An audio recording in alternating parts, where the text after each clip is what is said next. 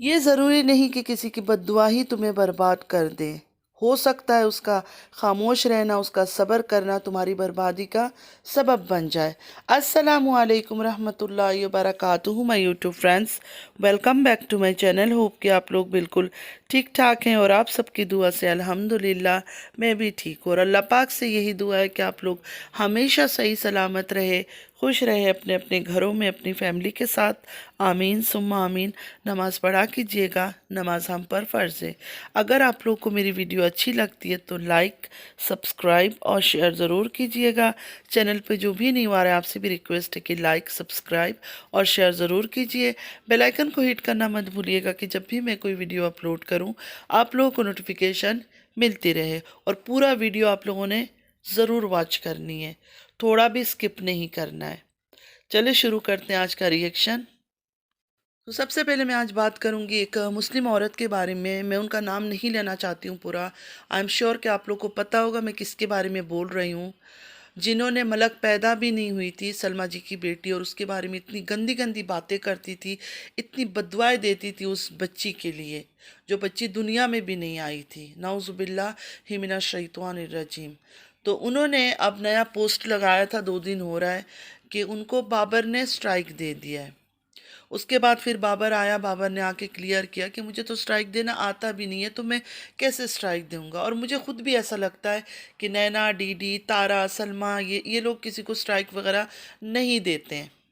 फिर उन्होंने इल्ज़ाम नैना पर लगा दिया, तो नैना ने भी आकर यही कहा कि मैंने नहीं दिया आपको स्ट्राइक, अगर मुझे देना होता तो मैं सबसे पहले उसको देती जो मेरे ख़िलाफ़ इतनी गंदी गंदी बातें करती है। मतलब वही जो नैना की एक दोस्त है उसके बारे में नैना का इशारा था कि उसको देती सबसे पहले।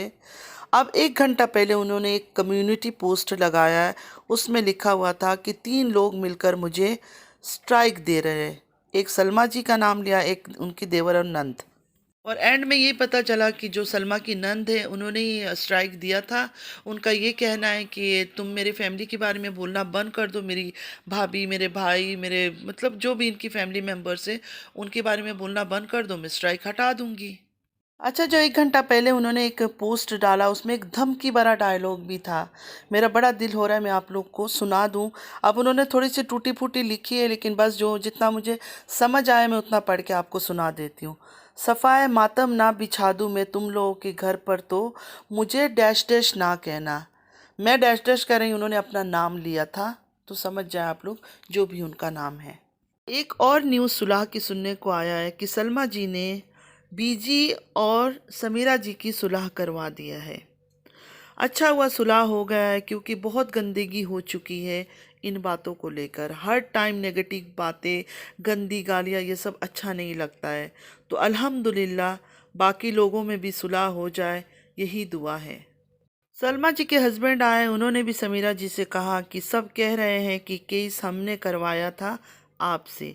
तो समीरा जी ने कहा नहीं नहीं, वो तो मेरा अपना कोई बात था, मेरे ज़ातियात पर बात हुई थी, उस पर मैंने केस किया था।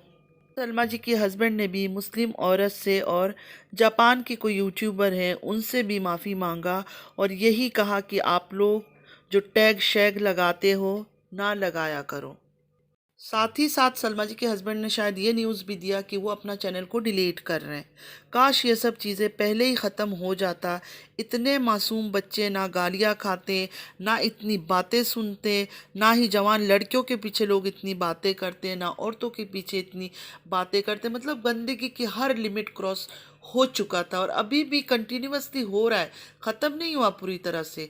होप कि इनकी बातों से ये सब चीज़ें खामोश हो जाए, लेकिन पता नहीं, मुझे नहीं लगता कि जो गंदगी फैल चुकी है यूट्यूब के अंदर वो कभी ख़त्म भी होगा या नहीं।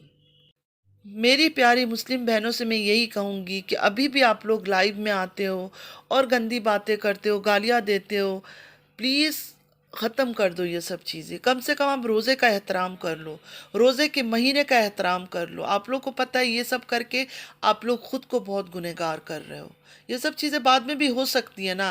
पहले ही मैंने कहा ना कि ये सब चीज़ें मुझे नहीं लगता कभी ख़त्म होगा, क्योंकि लोगों को पता चल गया कि किस चीज़ से उनकी चैनल को बूस्ट मिल रहा है। तो गाली गलोच, इधर की बात उधर, किसी को जेड के नाम से पुकारना, किसी को शलवार बीवी के नाम से पुकारना, ये सब कर करके लोग अपनी चैनल को बूस्ट कर रहे हैं। जब लोग लाइवों में बैठ के गंदी गालियाँ करते हैं, किसी को गंदा गंदा नाम से पुकारते हैं, किसी के बच्चे को गंदा गंदा बोलते हैं, लोग जाके ज़्यादा व्यूज़ देते हैं। तो इस वजह से लोग फिर ख़त्म ही नहीं कर रहे हैं। अब हम जैसे लोग हैं जो डरते हैं, जो अल्लाह से डरते हैं कि अल्लाह नाराज़ ना हो जाए, हमारे मुंह से कोई गलत बात ना निकल आए, तो हर कोई इतना नहीं डरता ये सब चीज़ों से। तो इसलिए वो लोग बेझिझक होकर अभी भी कंटिन्यूअसली यही सब बातें कर रहे हैं, और ये सब चीज़ें चलता रहेगा, क्योंकि जो व्यूअर्स हैं उनको ये सब चीज़ें पसंद आ रहा है। व्यूअर्स अगर ना पसंद करे ये सब चीज़ें तो कोई करेगा ही नहीं, सब खुद ब खुद धीरे धीरे ख़त्म कर देंगे। देखिए, जो लोग ब्लॉगिंग कर रहे हैं या जो लोग रिएक्शन दे रहे हैं, एक पार्ट ऑफ द जॉब है, काम कर रहे हैं, क्योंकि उससे पैसे मिलता है। किसी को ज़्यादा मिल रहा है, किसी को बहुत कम मिल रहा है, लेकिन एटलीस्ट कुछ ना कुछ तो मिल रहा है। इस वजह से लोग काम कर रहे हैं, उसमें कोई बुराई नहीं है।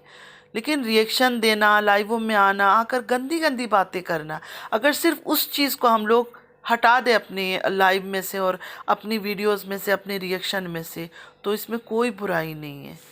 अच्छा, आप लोग को पता है, जब मैं ये गाली गलौच ये सब सुनती हूँ ना, मैं अल्लाह का बहुत शुक्र अदा करती हूँ कि मैं किसी ग्रुप का हिस्सा नहीं हूँ, किसी ग्रुप में मैं शामिल नहीं हुई हूँ। वरना जब सलमा स्टार्टिंग में आई थी और सलमा का एक अलग ग्रुप बना था, मेरा बहुत दिल था कि मैं उन ग्रुप के अंदर जाऊँ। मैंने किसी से बात भी की थी, लेकिन उन्होंने इग्नोर कर दिया था। अब मैं उस बात के लिए बहुत बहुत शुक्र अदा करती हूँ कि अल्लाह का लाख लाख शुक्र है कि मैं किसी ग्रुप का हिस्सा नहीं बनी हूँ। वरना जिस तरह गंदगी कर रहे थे ये लोग एक ही ग्रुप में रह के, जब ये अलग हुए एक दूसरे का, जो इन्होंने हाल किया है ना, अस्तगफिरुल्लाह, देखकर मतलब डर लगता है। जितना पैसे का भूख और डॉलर का भूख और एक दूसरे को गंदा करना, एक्सपोज करना, मतलब रिश्तों की बर्बादी मैंने इस यूट्यूब में देखा है ना, रियल लाइफ में मैंने 1% भी नहीं देखा इस तरह का हरकत। एक इंसान होता है कि बहुत ज़्यादा मजबूर है, लाचार है, बेबस है, कि उसको यूट्यूब में आना है, कुछ ना कुछ उसको करना ही करना है। लेकिन यहाँ तो कुछ अलग ही है। जो पैसे वाले हैं वो सबसे ज़्यादा डॉलर के भूखे नज़र आए मुझे, कि जितना जो कहता है कि हम पैसे वाले हैं, हमारा नाम है, हमारा ये है, हमारा वो और भी ज़्यादा पैसों के भूखे नज़र आए। यहाँ सच की कोई कीमत नहीं है। झूठ बोलो, मक्कारी करो, फेक ड्रामे करो, हर चीज़ करो, गाली गलौज, गंदा गंदा बोलो। जितना ज़्यादा ये सब चीज़ें आप करोगे, उतना ही ज़्यादा आपको व्यूज़ मिलेंगे, उतना ही आपके सब्सक्राइबर बढ़ेंगे। इसलिए लोग जो है ना, पागल हो चुके हैं कि हम कुछ भी करें, कोई परवाह नहीं है, क्योंकि हमें व्यूज़ आ रहा है। अब मार्केट में नई एक बातें सुनने को आ रहा है कि शाहरुख की अम्मी का कहा जा रहा है कि वो जादू टोना करती है। मुझे नहीं लगता कि कोई जादू टोना करती होंगी, ये बकवास है, इसमें कोई सच्चाई नहीं है, ये मैं सोचती हूँ। बाकी अल्लाह को बेहतर पता है कि कोई जादू कर रहा है या नहीं कर रहा है, मुझे नहीं पता, क्योंकि ये सब चीज़ें तो बहुत गुनाह है। मुसलमान होकर अगर वो चीज़ कोई कर रहा है तो बहुत बड़ा गुनहगार है वो। अफसोस की बात ये है, इनकी ये बात भी घर के अंदर से ही निकला।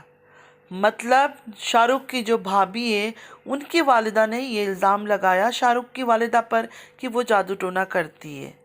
तो मुझे कई बार ऐसा लगता है कि शायद उनको भी फेमस होना है, वरना उनकी बेटी रहती है शाहरुख की वालिदा के साथ, कौन ऐसी बातें करता है, वो भी यूट्यूब में आकर। रही जादू टोना की बात, अगर आपको इतना डर है कि जादू टोना है, तो सूरा नास फलक पढ़ा करें, सूरा बकरा घर में लगाया करें फुल वॉल्यूम में, और जब भी टाइम मिले अपनी बेटी से कहे खुद भी पढ़ा करे।